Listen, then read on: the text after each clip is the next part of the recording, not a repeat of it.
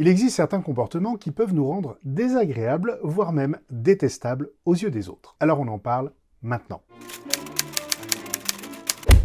Bonjour et bienvenue dans cette nouvelle brève. Nous connaissons tous des personnes qui ont des comportements désagréables, agaçants, insupportables, voire même détestables.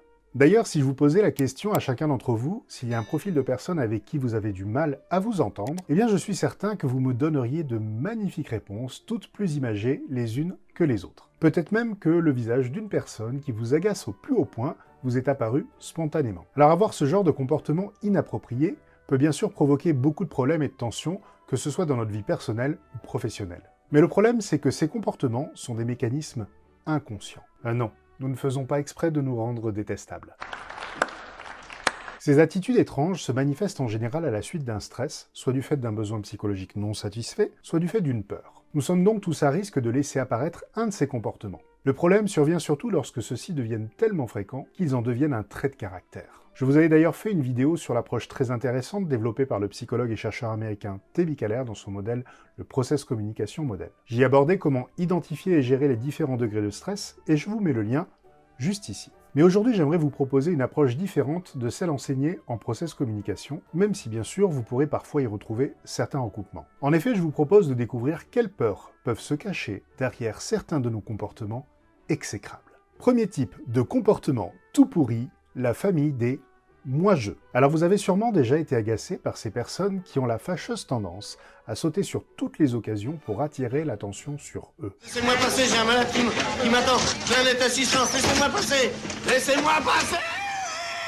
Ils commencent souvent leurs phrases par des « oui mais moi je » ou des « non mais moi je ». Vous savez, ce sont en général ceux qui à l'école ou en réunion vont se précipiter pour lever la main et poser une question qui au final n'en est pas une. J'ai une question, Fanny. C'est un film, papa. Tais-toi, Trésor, papa pose une question, messieurs. Elle a juste pour but d'obtenir une validation de qui ils sont, ou sur ce qu'ils font, ou sur ce qu'ils pensent. En effet, derrière ce type de questions se cache en général un besoin de reconnaissance, que ce soit envers nous, ou sur la qualité de notre travail, ou pour valider nos opinions. Se cache donc aussi ici une peur du rejet ou une peur de l'imperfection. Deuxième type de comportement insupportable, la famille des pessimistes chroniques. Et oui, certaines personnes ont ce don incroyable pour démoraliser et démotiver les autres en ne voyant que les difficultés dans les opportunités. Ils peuvent dire des phrases commençant par « non mais tu te rends pas compte » ou alors des « oui mais c'est compliqué ». Face à ces personnes, vous pouviez avoir le meilleur projet du monde, être sûr à 1000% de vous et de votre coup, être hyper enthousiaste et seulement en 10 minutes chrono passées avec eux, eh bien vous avez la sensation de tout remettre en question, de vous sentir au fond du trou et vous avez envie de tout abandonner. Joie, attends, tu vas te perdre. Sois positive. D'accord.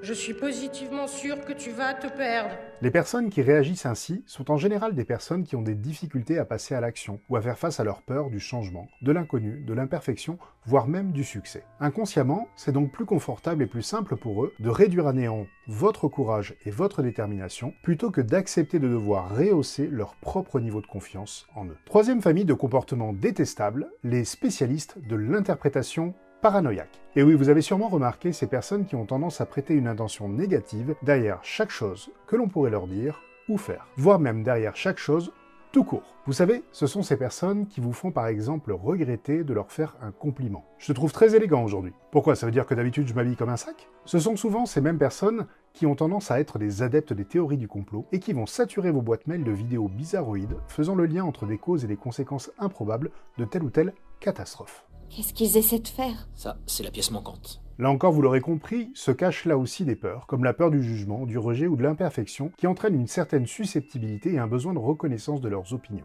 Quatrième famille de comportements désagréables, les sarcastiques. Et oui, nous avons tous rencontré ces personnes qui vont facilement devenir moqueuses, chercher à tourner les choses en dérision, voire même faire preuve d'une mauvaise foi incroyable. Ils ont même cette fâcheuse tendance à essayer de se déresponsabiliser s'ils sont à l'origine d'un problème. Ok, je t'ai marché sur les pieds, mais t'as qu'à pas chausser du 45 aussi. Ils diront donc des phrases comme « non mais c'est bon, c'est pas grave » ou encore « c'est pas ma faute ». Oh non, je n'y suis pour rien. Derrière cette attitude digne de la quatrième dimension se cache en général la peur des responsabilités. Qui es-tu en train d'accuser, là?